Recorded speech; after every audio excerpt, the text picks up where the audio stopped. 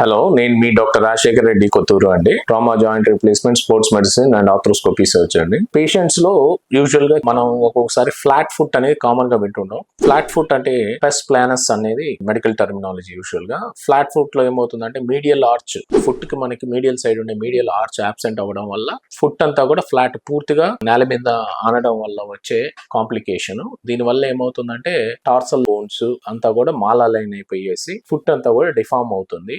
అదే విధంగా patient will have difficulty in walking and doing certain sports activities అండి. ఈ రోజు ఓపీలో ఒక బేబీ బాయ్ ని చూశాను.